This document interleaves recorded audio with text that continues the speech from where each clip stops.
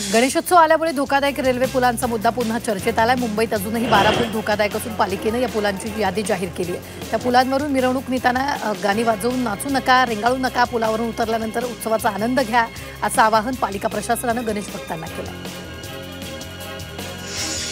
गणेशोत्सवाच्या कालावधीत कायदा सुव्यवस्था राखली जावी, गणेशोत्सव नागरिकांना आनंदात निर्विघ्न साजरा करता यावा यासाठी ठाणे पोलिसांकडून गणेशोत्सवाच्या कालावधीत 7 ते 8 हजार पोलीस अधिकारी कर्मचाऱ्यांचा बंदोबस्त तैनात असणार आहे। यामध्ये राज्य राखीव दलाच्या तुकड्या, दंगल नियंत्रण पथकं, शीघ्र कृती दल, गृहरक्षक यांचाही समावेश आहे। संवेदनशील भागात गैरप्रकार टाळण्यासाठी या भागात पोलिसांचं विशेष लक्ष असणार आहे। यंदा 27 ऑगस्ट ते 6 सप्टेंबर 2025 दरम्यान गणेशोत्सव साजरा होतोय। गणेश आगमन आणि विसर्जन मिरवणुकांच्या निमित्तानं मुंबईत ठिकठिकाणी भाविकांची प्रचंड गर्दी होते। ही बाब लक्षात घेऊन मुंबई वाहतूक पोलिसांनी मोठ्या प्रमाणात वाहतूक बदल आणि निर्बंध लागू केले।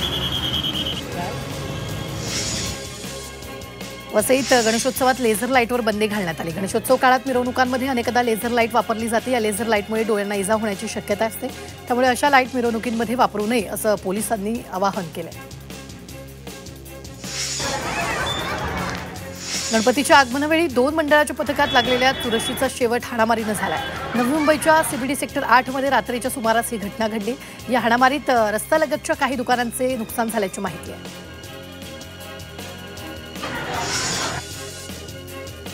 आरक्षणाच्या मुद्द्यावर मंत्री विखे पाटील यांनी शरद पवार आणि उद्धव ठाकरे यांच्यावर निशाणा साधलाय। 4 वेळा मुख्यमंत्री राहिलेले शरद पवार आणि उद्धव ठाकरे आरक्षणासंदर्भात चुप्पी का साधतायत? त्यांची फक्त सामाजिक तेढ निर्माण करायची भूमिका दिसते, अशी टीका विखे पाटलांनी केली। मंत्री राधाकृष्ण विखे पाटील यांनी लक्ष्मण हाकेंना चांगलेच खडेबोल सुनावले। ज्यांचा मराठा आरक्षणाशी संबंध नाही त्यांनी मुक्तपळ का उधळावे? आपल्या वक्तव्यांना लगाम घातला पाहिजे असं विखेंनी म्हटलं। ओबीसीच्या आरक्षणाला धक्का न लागता मराठा समाजाला आरक्षण देण्यासंबंधी कोणाचीही ना नाही असं विधानमंत्री बावनकुळेंनी केले। त्या दिशेनं सरकार पुढे जात आहे असंही बावनकुळेंनी म्हटलंय। वेगवेगळ्या विचारसरणी असणं हा गुन्हा नाहीये, भारतीयांचा डीएनए समान आहे असं विधान राष्ट्रीय स्वयंसेवक संघाचे सरसंघचालक मोहन भागवत यांनी केलंय। तसंच भारताची विविधता हीच त्यांच्या एकतेचा मुख्य स्रोत असल्याचंही त्यांनी म्हटलंय। मनोज जरांगेंना मुंबईत 1 दिवसाच्या आंदोलनासाठी परवानगी मिळाली आहे। यावर सरकार हा प्रश्न सोडवेल असा विश्वास भाजप नेते चित्रा वाघ यांनी व्यक्त केला।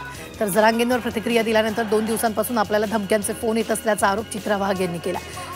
अशी टोलधाड आमच्यावर सोडली जात असेल तर या धमक्यांना जसं उत्तर दिलं जाईल असा इशाराही चित्रा वाघ यांनी दिला। मुंबईत पोलिसांचा चोख बंदोबस्त ठेवण्यात आलाय। मंत्रालय परिसरातील गार्डन गेटवर दंगल नियंत्रक पथक तैनात करण्यात आले। मनोज जरांगे पाटील यांच्या आंदोलनाच्या पार्श्वभूमीवर हा बंदोबस्त ठेवण्यात आला। मनोज जरांगे पाटील यांना मुंबईत आंदोलनासाठी 1 दिवसाची परवानगी देण्यात आली। यावर अजित पवार यांना प्रश्न विचारण्यात आला। अजित पवार यांनी जरांगेच्या आंदोलनावर बोलणं टाळलं। अजित पवार न बोलता तिथून निघून गेले।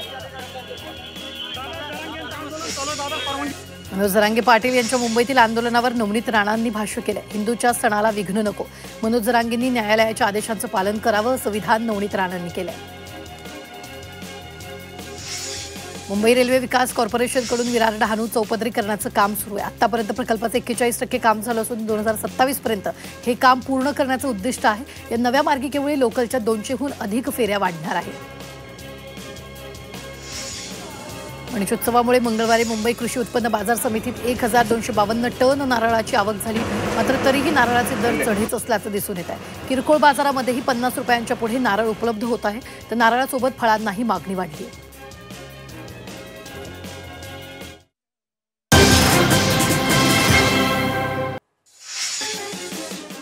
मुंबई विद्यापीठाच्या नवीन ग्रंथालयातील एसीची वायर मजुरांनी चोरली, त्यामुळे गेल्या 3 दिवसांपासून विद्यार्थ्यांना उकाडात अभ्यासाला बसावं लागतंय। 2 मजुरांनी 8 ते 10 किलो तांब्याची वायर चोरल्याची बाब सुरक्षा रक्षकांच्या नजरेत पडताच दोघांना पकडण्यात आलं।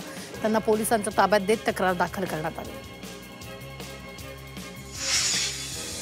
विरारमधील इमारतीची दुर्घटना झाल्यानंतर भाजप आमदार राजन नाईक यांनी स्नेहा दुबे पंडित यांनी घटनास्थळी भेट देऊन परिस्थितीचा आढावा घेतला।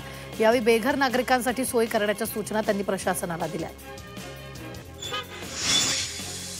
वांद्रे रिक्लेमेशन परिसरालगतची सीआरझेड परिसरात येणारा भूखंड व्यावसायिक क्षेत्र म्हणून विकसित करण्याच्या आणि तो अदानी रियालिटीला उपलब्ध करण्याच्या निर्णयाला आव्हान देणाऱ्या जनहित याचिका उच्च न्यायालयानं फेटाळल्या। त्यामुळे हा भूखंड अदानी रियालिटीकडून विकसित होण्याचा मार्ग मोकळा झालाय। अमेरिकेने भारतीय वस्तूंवर लागू केलेल्या टॅरिफबाबत सविस्तर चर्चा करण्यासाठी डोनाल्ड ट्रम्प यांनी मोदींना 4 वेळा फोन केला. मात्र मोदींनी फोन रिसीव्हच केला नाही असा दावा जर्मनीतील एका वृत्तपत्रानं केला. अमेरिकेचा हस्तक होण्याची भारताला इच्छा नाही असंही या वृत्तपत्रानं म्हटलंय.